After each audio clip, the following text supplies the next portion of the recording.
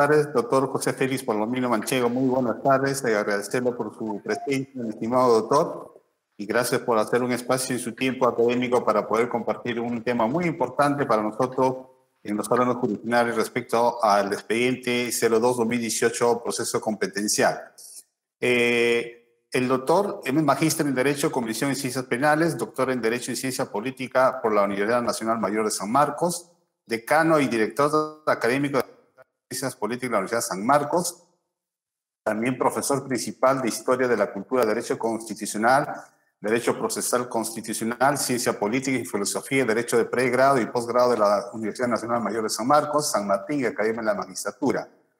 El doctor también es secretario ejecutivo del Instituto Iberoamericano de Derecho Constitucional, sección peruana, miembro de la Asociación de la Academia Internacional de Derecho Comparado. Señores asistentes, tenemos el honor de presentar al maestro para que pueda analizar respecto a esta sentencia muy peculiar, muy de alguna forma controversial que ha traído a efecto nosotros resolvamos casos de renovación de cuadros cuando tenemos un proceso al frente.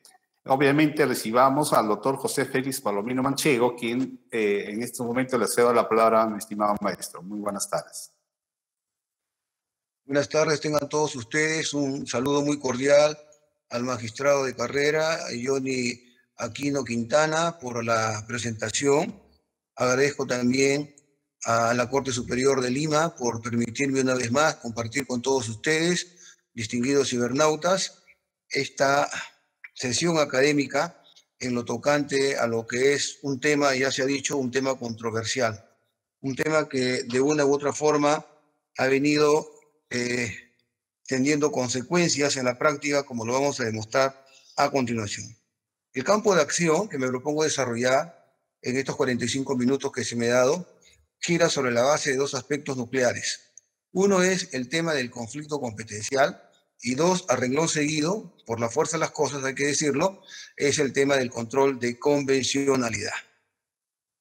En el caso del conflicto competencial, está como mar de fondo el expediente 00002-2018 PCC/TC, o sea, un conflicto competencial relacionado con las resoluciones judiciales en materia de reincorporación, otorgamiento de beneficios y ascensos a los miembros de la Policía Nacional del Perú. No es la primera vez que nos ocupamos nosotros de esta materia, ya está totalmente patentizado que en el año 2007, tengo aquí en mano segura, aquí está, se llevó a término la publicación de un número de palestra constitucional, el número 4 concretamente, en donde se intituló La guerra de las Cortes, a propósito del proceso competencial entre el Poder Ejecutivo y el Poder Judicial.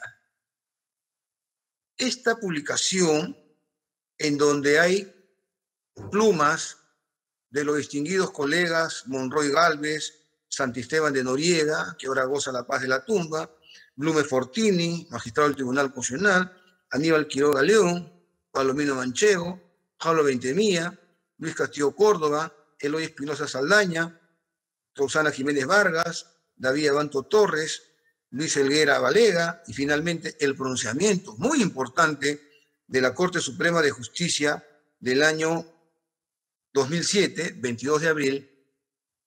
Es importante traer la colación porque esto significa que el Tribunal Constitucional es una opinión personal, todavía sigue pensando de que los conflictos competenciales sirven para dejar sin efecto el manto sagrado y la cosa juzgada que dimana el Tribunal Constitucional. Este es el primer aspecto que quiero poner sobre el tapete. ¿Por qué? Porque ya desde el año 2007 se viene presentando este tipo de situaciones. En la inteligencia de que el Poder Ejecutivo recurre al alto tribunal, al Tribunal Constitucional, amparado en el Código Procesal Constitucional, artículo 109 hasta el artículo 113, a fin de interponer el proceso competencial. No hay mejor ubicación en el contexto del mercado comparado si es que primeramente nosotros no traemos a colación cómo nace un conflicto competencial. Eso es lo primero que yo he insistido y voy a dar una opinión personal y la sigo manteniendo y no le he cambiado, más aún ahora que justamente el antecedente está en la Constitución austríaca del 1 de octubre de 1920, cuando Hans Kelsen diseña este anteproyecto que luego se convierte en la Constitución Federal y que hemos venido hablando desde el 1 de octubre de este año, del año que se ha ido, porque cumplió 100 años, y ahí está justamente el mercado comparado. ¿Cómo se lleva a término el proceso competencial? Así como hay formas de Estado unitario, hay formas de Estado federal. Así como hay, por ejemplo, formas de gobierno presidencial, hay formas de gobierno parlamentario e históricamente hablando, formas de gobierno monárquico. Yendo al tema central, ¿cómo nacen los conflictos competenciales? La primera tesis que yo mantengo es que, a diferencia del espíritu del Congreso Constituyente Democrático de 1993, es que los conflictos competenciales nacen en estados federales, no en estados unitarios. Nosotros somos un estado unitario, nosotros no somos un estado federal. Y los estados federales son composición de estados, son Estados Unidos, que de una u otra forma desarrollan un campo de acción, básicamente una vez que finaliza la Primera Gran Guerra, que va a caballo entre 1914 a 1918.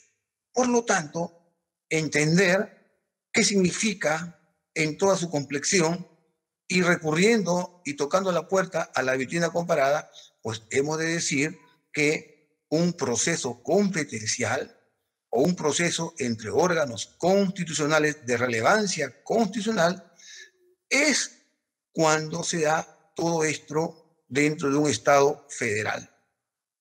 Los Estados federales son distintos a los Estados unitarios. Por ejemplo, Estado federal, por antonomasia, Estados Unidos.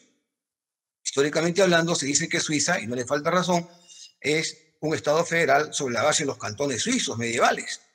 Estado federal, por ejemplo, es México. Y quiero poner el ejemplo de México. ¿Por qué? Porque México, desde la Constitución de Querétaro del 5 de febrero de 1917, vigente hasta el día de hoy, con más de 700 reformas constitucionales, a partir de 1994, y ahí calza como anillo al dedo, dio nacimiento a las controversias constitucionales, justamente porque México es un Estado federal, como lo es Brasil también, o como lo es naturalmente Argentina, o como lo es Venezuela. Sin embargo, en América Latina, el único país al margen de México que ya tenía el conflicto competencial, importa significar decirlo, es Costa Rica. Después, no hay ningún país que tiene el conflicto competencial. En la inteligencia de que Costa Rica no tiene tribunal constitucional, tiene una sala constitucional especializada. Y en la inteligencia de que México no tiene tribunal constitucional, sino tiene un Tribunal Supremo Federal que desarrolla un campo de acción hermenéutico muy importante porque está prácticamente a tiro de piedra de su vecino del norte, que es Estados Unidos, y de donde aprende mucho la jurisprudencia norteamericana. En consecuencia, teniendo en cuenta esta consideración, nosotros entendemos que los conflictos competenciales son para estados federales y no son para estados unitarios. Esa es una postura que yo la vengo reafirmando ya de la década de los 80, cuando hice mi tesis de bachiller sobre el Tribunal de Garantías Constitucionales en mi alma mater, la Universidad Nacional Mayor de San Marcos, acerca de las comparaciones que hay entre todos los tribunales constitucionales y cómo arribó a 1979, en ese entonces, cómo arribó el control concentrado europeo, austriaco o kelseniano. Ese es por un lado. A partir de 1993, ahí el problema, es cuando nosotros tenemos el conflicto competencial.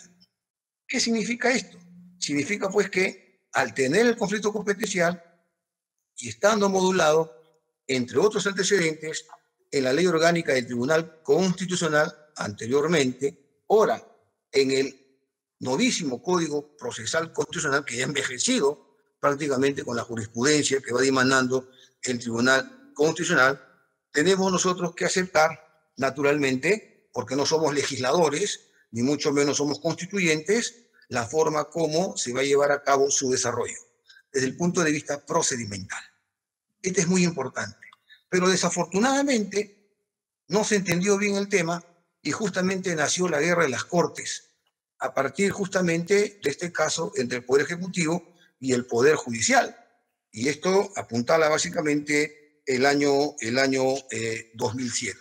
Y ahora nuevamente ya ha llevado adelante este tipo de problemas, yo diría, y que lo voy a resumir de la siguiente manera. El primer punto, que es importante, la cosa juzgada constitucional. Y el segundo punto, que está referido básicamente a lo que es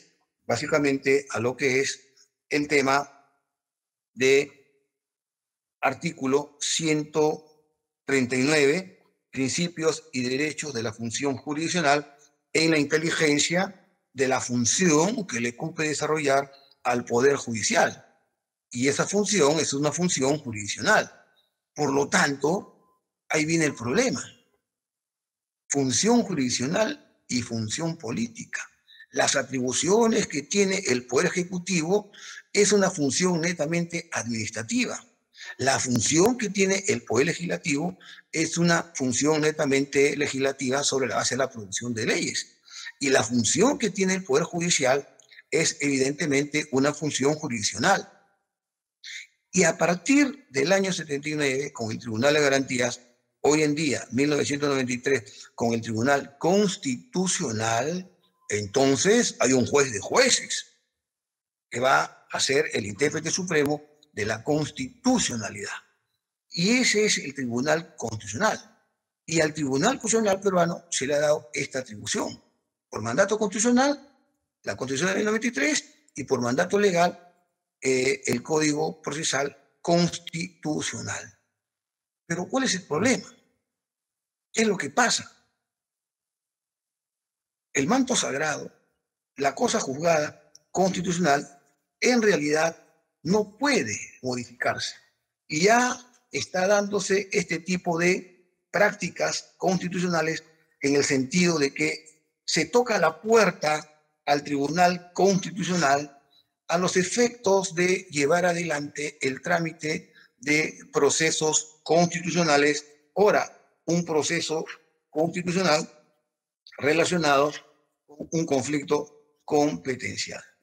No olvidemos que la cosa juzgada constitucional supone la impugnabilidad de las sentencias. Y aquí me voy a detener brevemente para decir lo siguiente. Esto es lo primero que hay que analizar, marco doctrinario, para entrar al marco práctico. Cuando se dio la sentencia en el caso de la guerra de las Cortes, Poder Ejecutivo y Poder Judicial, se hablaba de que había una cosa juzgada fraudulenta. Esa categoría yo nunca la he visto. Si Chovenda, por ejemplo, si Carneluti, por ejemplo, si Couture, por ejemplo, ese famoso profesor uruguayo, ven este tipo de cosas juzgadas fraudulentas, pues se quedarían espantados. Porque entonces el Poder Judicial, ¿qué cosa da? ¿Qué cosa da el Poder Judicial? ¿Dónde está la seguridad jurídica? Es imposible. Y ahora ya no se habla de la cosa juzgada fraudulenta en lo tocante al conflicto competencial 002 del año 2018. Por eso que al decir de que hay una cosa juzgada constitucional, lo que hizo el Tribunal Constitucional fue recoger esta categoría de la Constitución colombiana de 1991 y desde luego también de la jurisprudencia que dimana la Corte Constitucional. Y ahí se habla justamente, ¿no?, de una cosa juzgada formal cuando se refiere al interior del proceso, o sea, en un proceso determinado, de una cosa juzgada material cuando apunta a las relaciones de ese proceso ya resuelto para vincularlo a otro proceso en trámite o en curso, como lo sostienen los procesalistas españoles, entre otros Víctor Fairenguien. Y en la sentencia que se da en un proceso constitucional que ingresa al fondo del asunto, fundada e infundada, eso es lo que produce la cosa juzgada material. Entonces tenemos una cosa juzgada formal y tenemos una cosa juzgada material. Ahora bien, hay una sentencia muy importante que hay que traer al Tribunal Constitucional. La sentencia 104-2001, que es un proceso de amparo. En esa sentencia, el Tribunal Constitucional ha establecido de que aquí se habla de una resolución final con autoridad de cosa juzgada inmutable. Y la cosa juzgada inmutable lo puede dar un juez de paz, lo puede dar un juez de primera instancia, un juez de segunda instancia y la Corte Suprema en definitiva. Ese es un manto sagrado que no se toca. Y como tal, evidentemente, como tal, habría que ver una vez más qué es lo que dice el artículo 139, principios y derechos de la función jurisdiccional. En consecuencia, aquí ya tenemos un primer acto lesivo con relación a esta sentencia que por mayoría declaró fundada la demanda competencial. Un segundo aspecto que importa significar también, es muy importante traer aquí a colación lo siguiente. El tema de los precedentes vinculantes, lo que los jueces norteamericanos llaman el stare decisis, lo que está decidido. Y esos precedentes vinculantes, curiosamente, desde el año 2004, cuando se dio nacimiento al Código Procesal Constitucional, hasta la fecha, se ha dado un promedio de más de 50 precedentes vinculantes. Y en cuanto concierne a conflictos competenciales, solamente tenemos a la vista un conflicto competencial del 001-2010, en donde, una vez más, igual que en el caso de la guerra de las Cortes, el demandante fue el Ministerio de Transportes y Comunicaciones y el demandado fue justamente el Poder Judicial. ¿Esto qué significa? Que en vez de establecer meridianos y paralelos, en vez de establecer, vamos a decirlo así, fundamentos que sean guías o pautas propedéuticas para los operadores jurisdiccionales, ya sean teóricos o prácticos, el Tribunal Constitucional una sola vez ha empleado precedentes vinculantes en conflicto competencial, a diferencia del habeas corpus, del amparo, y en fin, ¿no?, en donde hay muchos precedentes vinculantes. Esto también quería traer a colación a modo de reflexión. A mayor abundamiento, también había notado aquí otros puntos que es importante traerlos a colación en lo tocante a lo que es ahora sí el proceso competencial. Veamos. Es curioso, estaba leyendo las sentencias, especialmente las de conflictos competenciales, que en estos últimos tiempos se ha venido dando este tipo de proceso constitucional recurriendo al Tribunal Constitucional. Y yo tengo dos tesis. La primera tesis es que estos procesos competenciales están trayendo abajo todo lo que es el derecho parlamentario. Todo lo que es el derecho parlamentario por la función parlamentaria que le cupe desarrollar al Congreso de la República. Y esto no es una cuestión baladí, porque esto ya proviene de John Locke, en su segundo tratado del gobierno civil. Y a mayor abundamiento de Montesquieu en el espíritu de las leyes. ¿Qué significa esto? Significa pues que el Ejecutivo recurre al Tribunal Constitucional para que las decisiones que asuma el Congreso de la República sean discutidas en sede constitucional. Es muy cierto, y eso yo comparto, lo que dice el Tribunal Constitucional. No hay islas, todo está sujeto al control constitucional. Pero cuidado, cuando dice todo, es porque son actos lesivos. Pero la función constitucional no puede ser un acto lesivo. Y si fuera un acto lesivo, ex hipótesis, por ejemplo, un prevaricato, que no viene al caso, entonces hay, por ejemplo, amparo contra resoluciones judiciales. Pero pregunto, ¿dónde queda la inmutabilidad de la cosa juzgada? ¿Dónde queda el principio de seguridad jurídica? Eso es lo que se viene trastocando a partir de conflictos competenciales cuando, por unanimidad, ora, por mayoría, como es el caso que se está en este momento mencionando, el Tribunal Constitucional declara fundada una demanda. Esa es una fórmula peligrosa. Esa es una fórmula peligrosa por cuanto se está desconociendo cosa juzgada y se está creando, en vez de seguridad, se está creando inseguridad jurídica. La vitrina comparada, especialmente los españoles que tanto citan en la sentencia del Tribunal Constitucional, por ejemplo, García Roca, autoridad en la materia, Gómez Montor, que también lo citan, que tienen dos buenos libros sobre conflictos competenciales, en realidad, cuando ellos hacen el estudio, hacen en relación a estados federales que tienen un hijo. Esos estados federales, ese hijo en la Constitución española de 1978 son las comunidades autonómicas. Ahí es donde se presenta, por ejemplo, en las 17 comunidades autonómicas, conflictos competenciales, que ya tenía un antecedente en la Constitución española de la Segunda República del año 31, en donde no eran comunidades, sino eran regiones. Y aquí no se puede decir que por el tema de las regiones, entendidas dentro de la forma de gobierno y no dentro de la forma de Estado como debe darse, ¿no?, se va a llevar a cabo un conflicto competencial. Y eso es lo que ha hecho nuestro Tribunal Constitucional. Entonces yo comparto en cierta medida la posición que asume el Tribunal Constitucional en sus clasificaciones de conflictos competenciales. Una primera clasificación, que es la que domina en todos los tribunales constitucionales del globo terráqueo, es los conflictos competenciales típicos.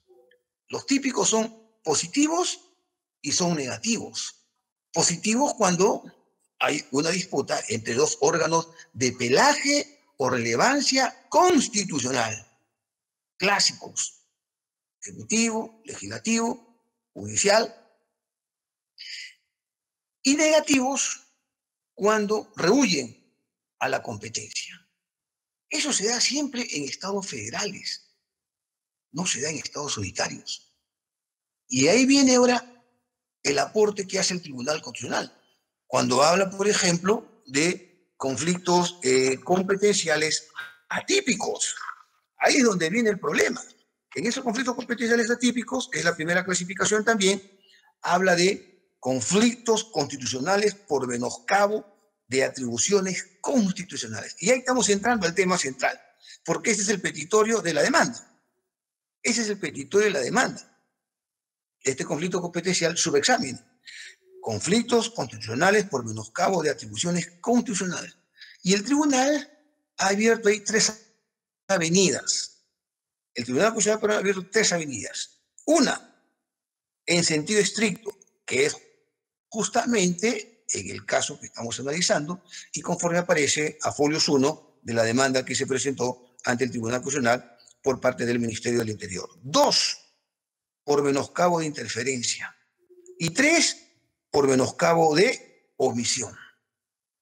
Este es por un lado. Y por otro lado, los atípicos, dice el Tribunal Constitucional, se pueden dar también en conflictos competenciales por omisión en cumplimiento de actos obligatorios. Con lo cual, ya prácticamente me convierte todo esto en una vía administrativa.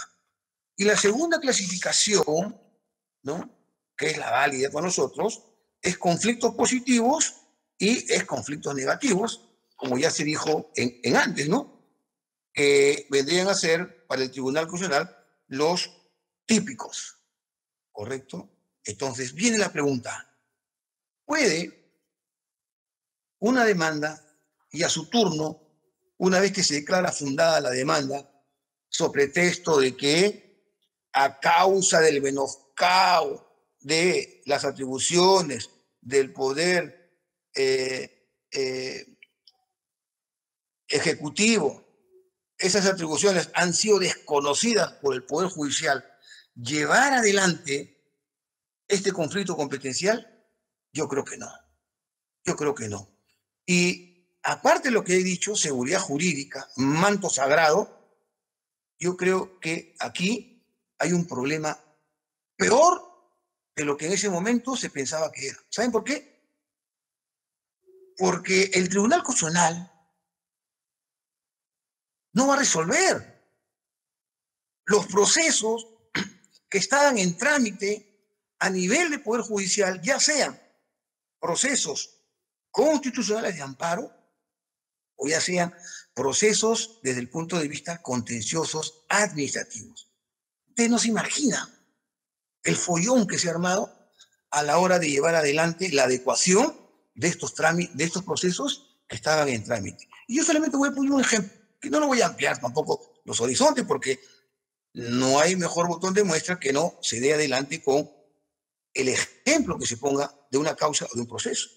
En el expediente 6724-2019, que se tramita ante el primer juzgado constitucional transitorio de la Corte Superior de Lima. El demandante, el general de división Manuel Roberto Luna Victoria.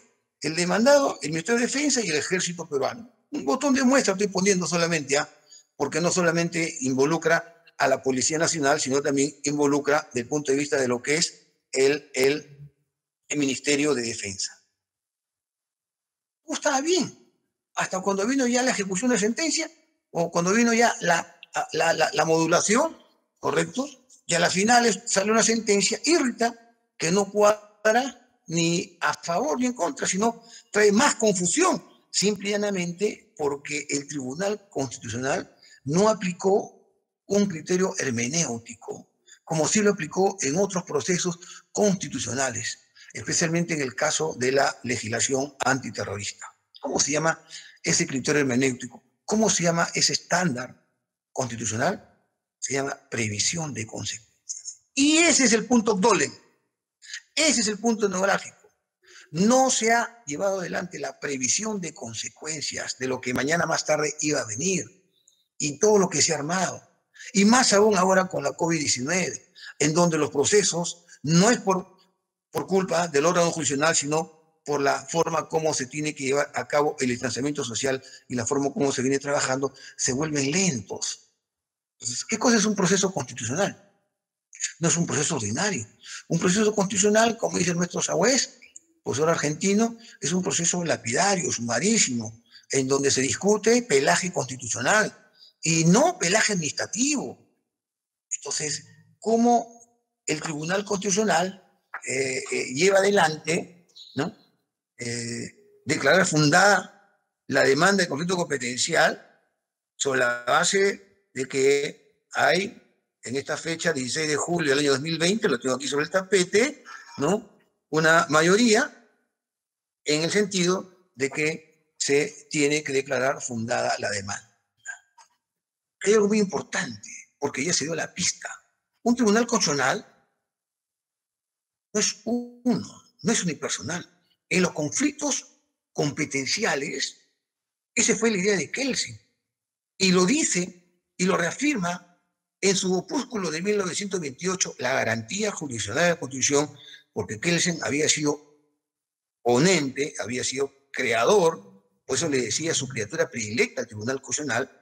Él decía en ese entonces de que los conflictos competenciales y los procesos de inconstitucionalidad tienen que darse a tenor de jueces constitucionales. Y Austria en ese entonces se convierte en un Estado federal, porque Austria pertenecía al Imperio Austrohúngaro.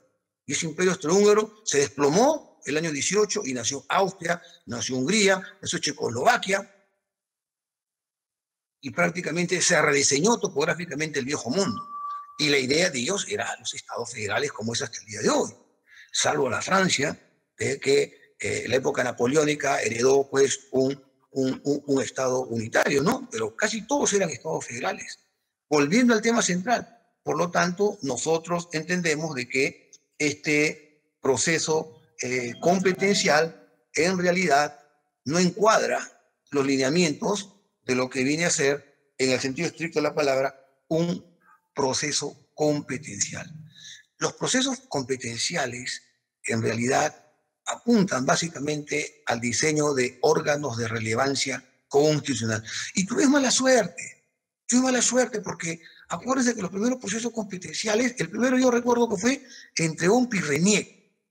OMPI y RENIEC no son órganos de relevancia constitucional, no son.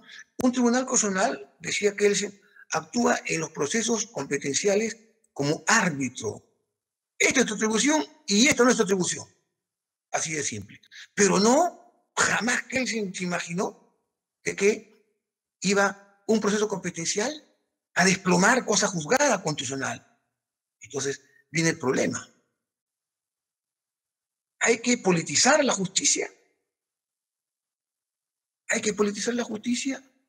No, porque cuando la política ingresa al santuario del derecho, la justicia sale por la ventana. Entonces viene Kelsen. Hay que llevar adelante, naturalmente, una suerte de jurisdicción constitucional. Y esa es la jurisdicción constitucional. Y mucho cuidado, porque ustedes han visto, y está colgado en la página web del Tribunal Constitucional.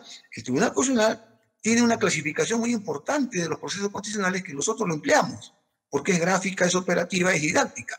Proceso constitucional de la libertad, habeas corpus, amparo, habeas data, cumplimiento, que vendría a ser un derecho constitucional a la libertad, procesos constitucionales orgánicos, ¿correcto? O de control normativo, como lo llama, por ejemplo, lo estuve leyendo en la mañana, aquí lo tengo, como lo llama muy bien, nuestro común amigo Samuel Abad, en su manual de Derecho Procesal Constitucional, también César Landa, lo tengo también aquí, lo estaba leyendo y estaba rastreando la jurisprudencia que había llevado adelante su desarrollo, van 2 y 3, el conflicto competencial, que no es ni de la libertad, ni es orgánico.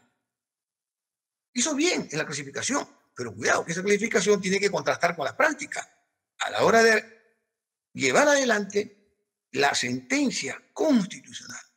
Por lo tanto, yo pienso de que con esta sentencia, en realidad, una vez más, vemos de que el poder político está abriendo pistas y está abriendo avenidas para discutir en sede constitucional una función jurisdiccional que tienen nadie más los jueces, poderes absolutos, 1, proceso constitucional, 2, sentencia constitucional, y todo eso, naturalmente, crea inseguridad jurídica, crea incertidumbre jurídica. Y ahí es donde radica el problema. Muy bien, pero dicho esto, y ya lo habíamos dicho nosotros, no es que seamos Harry Potter, pero estoy viendo aquí, en las consideraciones finales, en la página 152, ya lo habíamos dicho, y ahora entro al siguiente punto, el control de convencionalidad. Habíamos dicho de que aquí lo que se tiene que llevar adelante, abro comillas, ¿no? Los derechos fundamentales relativos a las garantías jurisdiccionales y a la tutela judicial efectiva están establecidos en los artículos 8 y 25 de la Convención Americana de los Derechos Humanos, que establecen garantías judiciales y protección judicial. ¿A qué tema hemos entrado ahora? Hemos entrado al tema del control de convencionalidad. Una cosa es control constitucional y otra cosa es control de convencionalidad. No es un juego de palabras. Al respecto, yo tengo mi tesis. Cuando el control constitucional no camina en punto de perfección, el control de convencionalidad lo corrige. ¿No? ¿Qué es el control de convencionalidad?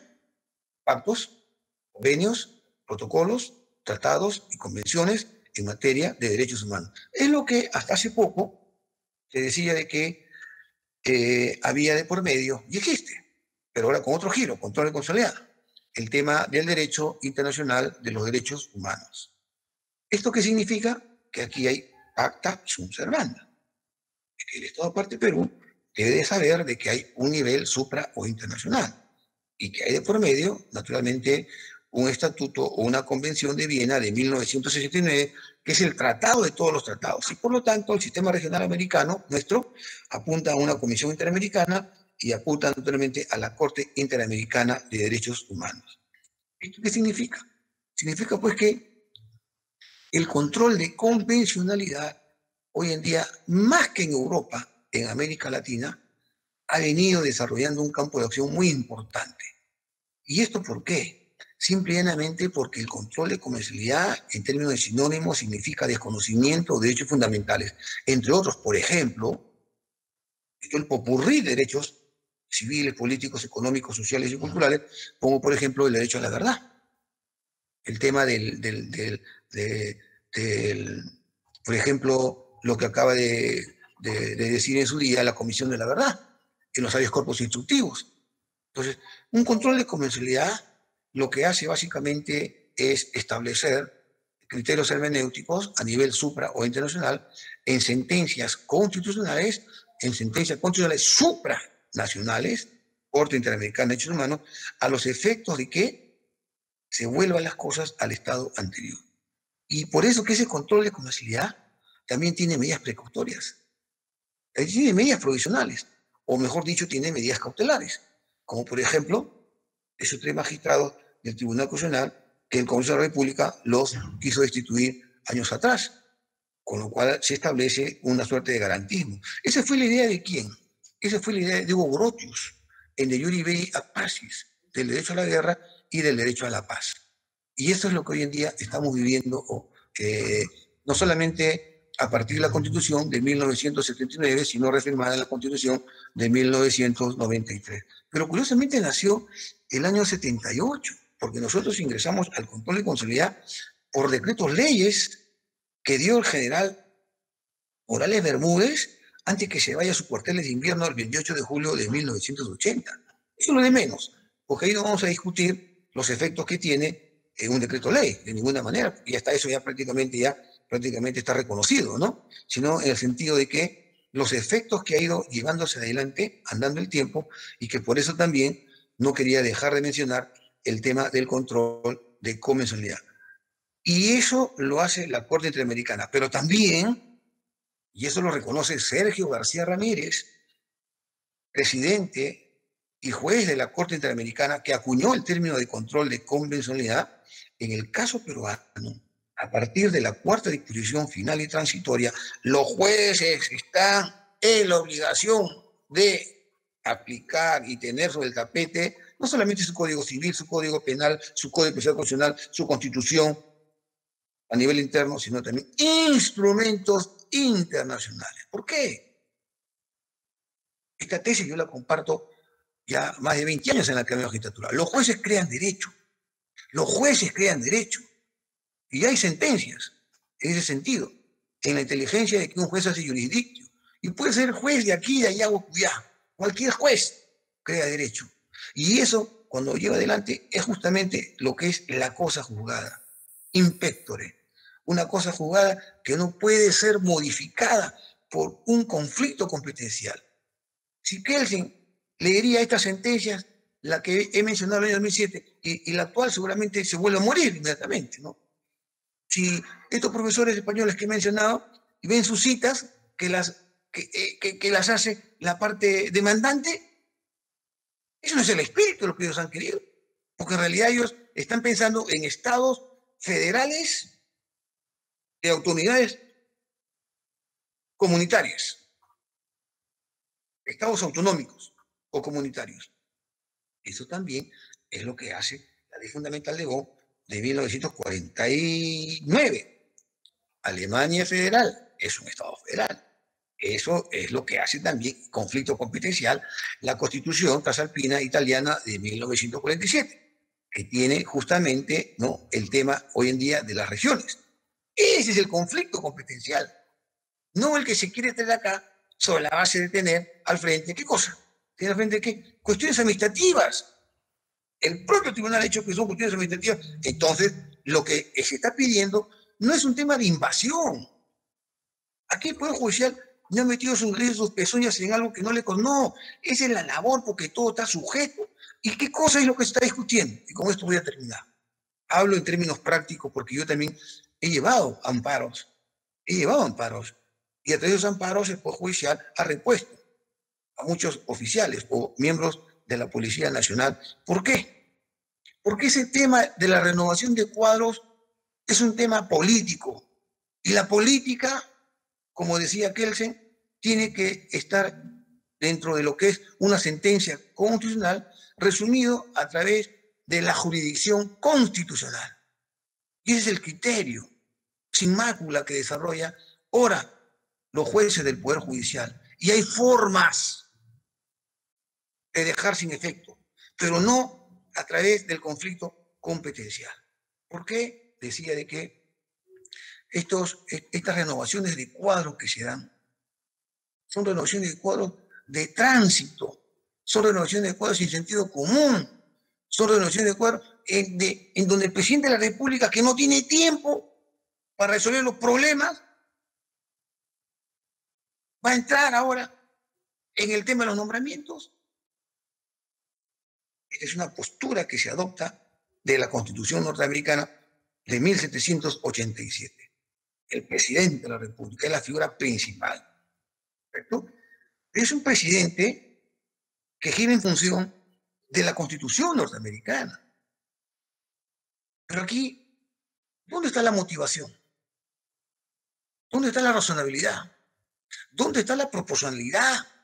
Que yo he visto los informes y por eso que los jueces declaran fundados los amparos, porque son petitorios en donde al actor se le ha desconocido o vulnerado sus derechos fundamentales. Entonces, un conflicto competencial no puede discutir, naturalmente, en una controversia en el alto tribunal, decisiones jurisdiccionales. Eso es difícil. Y si fuera así, discutimos un proceso de amparo contra resolución judicial, como puede ser un proceso de amparo, por ejemplo, arbitral, o como puede ser un proceso de amparo desde el punto de vista ambiental. Así de simple. Pero hay formas, y no en un cajón desastre, incluir todo un popurrí, ¿no?, de sentencias, como se hizo el año 2007, y ahora nuevamente se está reafirmando con este conflicto competencial 002, y dejar sin efecto la cosa juzgada constitucional. Y lo más triste, voy terminando, y lo más triste, sin haber tenido previsión de consecuencias, porque los abogados a veces nos ponen entre la espada y la pared, y a veces no sabemos cómo reconstruir todo este aparato luego de que a la hora de que yo pido mi ejecución de sentencia, justo se da esta sentencia y a la final a los jueces también se le pone entre la espada y la pared. Pero ahí termino diciendo lo siguiente: radica la experiencia del juez, el criterio hermenéutico, el sentido común, que son muy importantes, y obvio, es decirlo, ¿no?, todo lo que es la imparcialidad y todo lo que es naturalmente el tema de la impartición de la justicia sin mácula, porque los jueces del Poder Judicial, cuando ven procesos constitucionales, se convierten en jueces de la constitucionalidad. Esa fue la idea de la ley 23.506, la famosa ley de habeas corpus y de amparo, y que después se ha ido moldeando y ampliando los horizontes con el Código Procesal Constitucional. Y por encima de todo, porque lo he dejado para el final, la independencia judicial. La independencia judicial, que no le he mencionado, sino le he dejado para el final. La independencia judicial. Esa independencia judicial, nadie puede trastocarla, porque eso es lo que decía Calamandrei, que el juez puede vivir tranquilo hasta que se muera porque ha actuado de buena fe.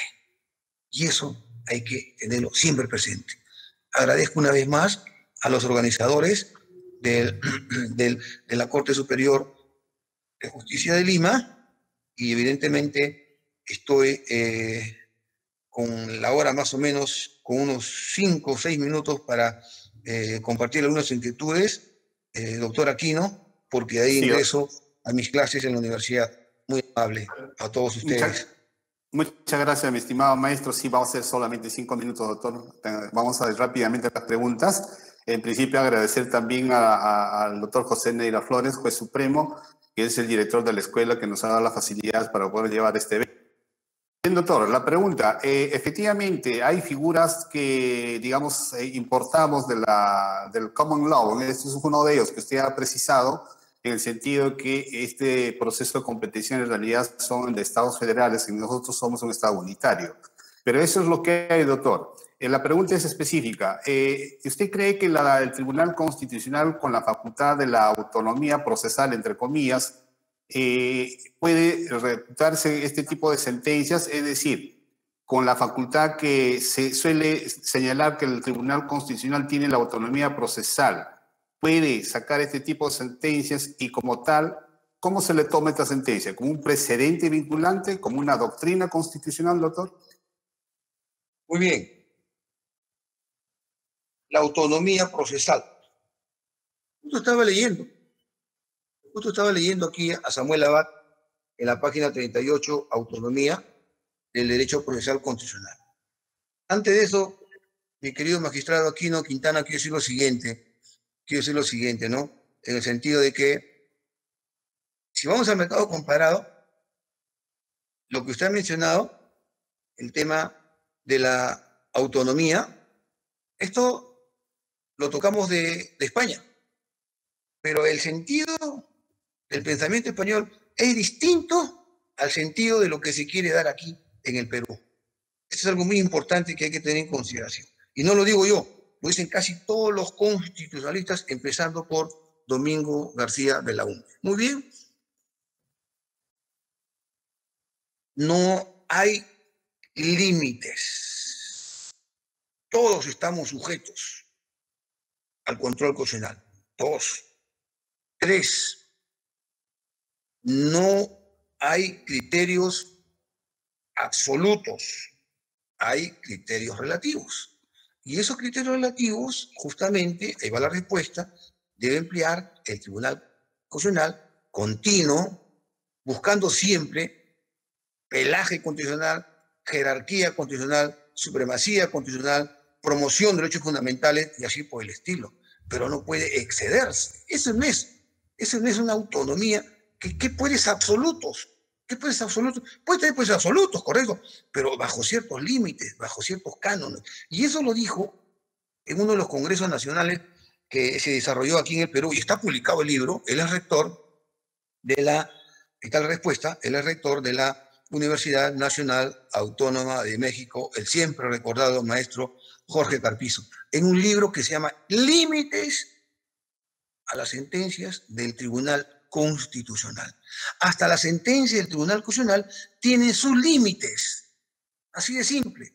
Entonces, que me vengan a mí a decir de que hay una autonomía procesal para tener poderes absolutos. No, cuidado, un momento. También tienen un coto de casa. Todos tienen un coto de casa. Porque si no, ¿qué sería esto? ¿Qué sería? Sería incontrolable. Entonces, en vez de crear yo paz, seguridad jurídica, equidad, justicia constitucional, me estaría excediendo. Por eso que dije antes, y bien me explicó usted, no olvide el control de constitucionalidad. Cuando el control constitucional no funciona en el Perú, viene el control de convencionalidad. Cuando no trabaja bien Poder Judicial y Tribunal Constitucional, viene entonces, más que Poder Judicial, Tribunal Constitucional, porque en la última instancia, en justicia constitucional, viene pactos, convenios, protocolos, tratados y convenciones en materia de derechos humanos. Pacta sunt servanda y cogen. Y no hay que esperar que a nivel supra o internacional se nos corrija la plana pensando de que Perú es, conjuntamente con Colombia, los dos estados partes que tienen más demandas en la Corte Interamericana de Derechos Humanos. Y prácticamente a todas las ha perdido. Así de simple. Ese es mi modesto sentido. Muchas gracias, doctor. ¿Y cómo se considera, doctor? ¿Un precedente vinculante? Y por ende, quizás por eso dice la sentencia, al no aplicar, al no cumplir esta sentencia, los jueces pueden incurrir en responsabilidad funcional. No, porque está también, aquí tengo mi código procesal constitucional, porque por eso que al comienzo dije, no, hay 4 votos. Y qué pena que no hayan leído, antes de contestar, acá lo tengo también, esto es un tochazo. Esto para una tesis, es para una tesis doctoral, por si acaso, ¿no? Que no hayan leído, y aquí lo puse, ¿no? La advertencia que hizo el magistrado Sardón. ¿Por qué? Conjuntamente con el magistrado y maestro universitario Ferrero Costa. No se puede anular una resolución judicial a través de un proceso competencial. Ello en atención al principio de la cosa juzgada y al principio de seguridad jurídica. Esto es muy importante traer a colación. Por eso que yo pienso de que, en realidad, aquí lo que tuvo que darse fue, ¿no?, una suerte de consenso. Pero en el Poder Judicial mayoría manda minoría, ¿no?, en las votaciones. En el Tribunal Constitucional también mayoría manda a minoría, ¿no? No todos los tribunales constitucionales en el mundo son iguales, desde el punto de vista uno, del nombramiento, y dos, del tiempo en que ellos están llevando a cabo su desarrollo. ¿Cuándo podría ser un precedente vinculante? Y justamente estaba mencionando por aquí mi Código Procesal Constitucional, cuando dice, ¿no?, en el título preliminar, ¿qué cosa dice el Código Procesal Constitucional? Ahí tiene que, acá lo tengo, vamos a ver cuántos votos se requiere, y aquí no alzan los votos que se quieren. Artículo 7 del título preliminar, que es la llave maestra del Código Procesal Constitucional. La sentencia del Tribunal Constitucional que adquiere la autoridad de cosa juzgada constituye un precedente vinculante cuando así lo exprese la sentencia, precisando el extremo de su efecto normativo. Cuando el Tribunal Constitucional resuelve apartándose del precedente, debe expresar los fundamentos de hecho y derecho que sustenta la sentencia y las razones por las cuales se aparta. Entonces yo pienso de que esto no es un precedente vinculante. Un precedente vinculante, además, este es otro error que comete el Tribunal Constitucional en el Perú, a diferencia de lo que usted ha dicho de la Corte Norteamericana. En Estados Unidos, el establecer precedente vinculante, una vez que se da, ya adquiere también la cosa de manto sagrado, de cosas jugadas, no se cambia. Acá no. Acá, pues, como dura 5 años, la Corte Landa, la Corte García Toma, la Corte Vergara y las últimas cortes que se van dando, y ya se van a su cuartel de invierno, viene otro colegiado, vienen otros magistrados constitucionales y cambian el precedente vinculante. Se ha empleado mal la categoría de precedente vinculante. ¿Y todo esto por qué? Simple y llanamente porque ya tienen más de 50 precedentes vinculantes, se fuerza la figura. Yo soy de la idea de que sea la sentencia, así sea un mamarracho, pero que no emplee de manera confusa el precedente vinculante, porque los precedentes vinculantes no se cambian. Ya que habló usted del common law, ¿usted cree que en el case de 1610, el case Bohan, que lo dio el célebre juez inglés Sir Edward Coke, hasta el día de hoy se ha cambiado? ¿Se ha cambiado la Magna Charta de 1915? ¿Se ha cambiado la petición de derecho de 1628? ¿Se ha cambiado la declaración de derecho de 1688? No se ha cambiado. Eso es esta de Higgs. Eso es, ¿qué cosa? Common law. Y el common law es el hecho común. Y el hecho común es el hecho del pueblo. Y esa es la mentalidad que hay que tener, porque yo he sostenido siempre de que este título preliminar que acabo de mencionar, este título preliminar es common law. Entonces, es bueno también recurrir en nuestras lecturas a lo que es el civil law, enfrentándolo como el common law. Y lo tengo a flor del labio porque eso fue lo último que he hablado y lo voy a hablar ahora en mi curso de Derecho Comparado en el doctorado de San Marcos. Muy importante tener en cuenta para estos fines, y lo he demostrado desde el momento en que he hablado al comienzo, para no confundir los conceptos categoriales y para no confundir las categorías que dimana el derecho constitucional y ahora su último hijo, que es el derecho procesal constitucional, porque tiene 5 hijos, el derecho constitucional, y termino. El derecho parlamentario, el derecho electoral, el derecho constitucional comparado, ¿no?, el derecho constitucional interno o peruano y el derecho procesal constitucional. Muchas gracias, doctor. Ya no queremos aprovechar su tiempo y entendemos que tiene que entrar a clases. Muchísimas gracias en nombre de la escuela, en nombre del doctor José Neira Flores, le agradecemos mucho. Seguramente más adelante vamos a tener nuevamente su participación, doctor, con su excelente magistral participación. Agradecemos inmensamente por ello, doctor. Muchas gracias. A usted, magistrado de carrera Aquino Quintana, y naturalmente a Pepe Neira, envíele mi cordial saludo, y naturalmente al presidente de la Corte Superior de Lima, también Pepe, porque hay mucho José, que no lo duden, yo estoy a su disposición. Ya lo había comentado días atrás al presidente Pepe Díaz Vallejo, también profesor universitario, igual que Pepe Neira, el hecho de que al estar frente a todas estas situaciones coyunturales, porque estamos ahorita en un estado de emergencia, y que no se aprovechen tampoco el estado de emergencia para que se sigan dando este tipo de decisiones o de invasiones del poder ejecutivo frente al poder jurisdiccional. Al contrario, el poder jurisdiccional tendrá que defenderse hasta con las uñas de león. Muchísimas gracias a todos ustedes. Muchas gracias, doctor. Muy amable.